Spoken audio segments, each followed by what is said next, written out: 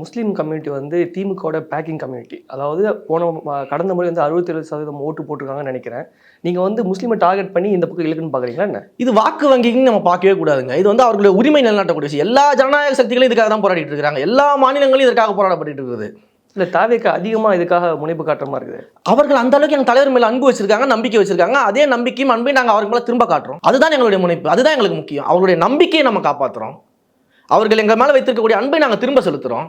இது போன்ற சட்ட போராட்டங்களே முன்னெடுக்கிறோம். அதை ஆளுங்கட்சி செஞ்சிருக்கணும், அரசாங்கம் செஞ்சிருக்கணும். அவங்க செய்யலான்னு கேள்வி கேட்குறோம். கேள்வி கேட்டால் இது வாக்கு வங்கி ஆகிடுமா? இல்லை, இந்த ஒரு விஷயத்தில் மட்டும் முஸ்லீம் மக்களுடைய ஓட்டு உங்களுக்கு கிடைச்சிருமா? திரும்ப திரும்ப அதான் சொல்கிறேன், இது வாக்கு வங்கிக்கானது மட்டுமே கிடையாது.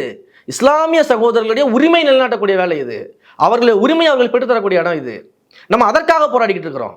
வாக்கு வங்கிக்காகவே செய்யப்படுறது கிடையாது. இது அவர்களுடைய உரிமை. அவர்களுடைய உரிமையை அவர்களுக்கு மீட்டுக் கொடுக்கணும்.